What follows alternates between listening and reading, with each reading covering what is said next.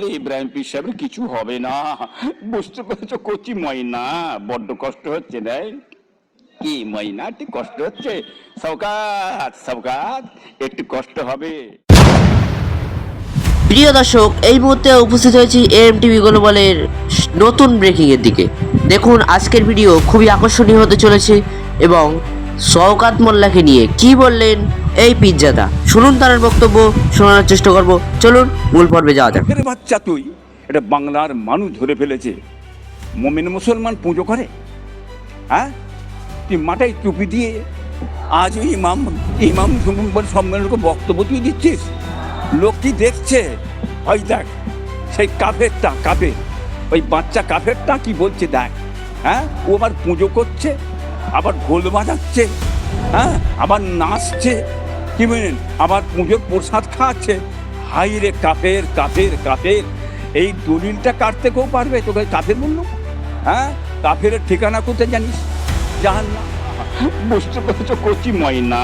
বড্ড কষ্ট হচ্ছে রে। কি ময়না, একটু কষ্ট হচ্ছে? সওকাত সওকাত, একটু কষ্ট হবে।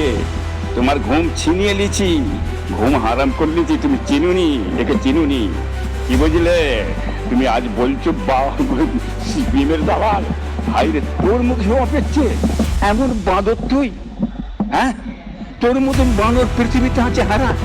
আমার তোমার তোর মতন বানর পৃথিবীতে নেই। তুই যে মানুষ হচ্ছিস, কি বুঝলে, তাহলে খুব ভেবে চিন্তে চলতিস। হ্যাঁ, তুই সিপিএমটাকে খেয়ে ভুলিস সাত করে তুই হারমাত ছিলি সিপিএম পার্টির মধ্যে। হারমাত বাহিনী ধ্বংস করে দিয়ে আজকে ঢুকে আজকে কি করতে চাইছি? হাইরে বোমবাদা বোমবাদা শওকাত, তোকে ওই জন্যে মমতা ব্যানার্জি সাহেব বলেছে তুই বোম বাঁধছিস। বোম বাঁধা, হ্যাঁ, কাফের কি জাহান্নামার কুত্তা। বোম বাঁধা কাফের জাহান্নামার কুত্তা।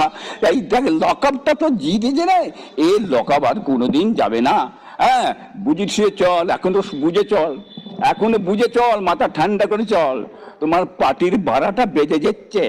মমতার পার্টির যে বাড়াটা বেজে ধ্বংস করে তুমি অন্য খাদে যাবে, অন্য দলে যাবে, সেটা আমরা জানি, আমরা ভালো জানি। আমি তুমি কিন্তু কোথা বেরিয়ে যাবে, তোর একটা জায়গা যাবার রাস্তা আছে, সেই রাস্তাটা আমি জানি। সেখানে ছাড়া তুই বাঁচতে পারবি না। সেই জায়গায় ঢুকলে তোর জান বাঁচবে।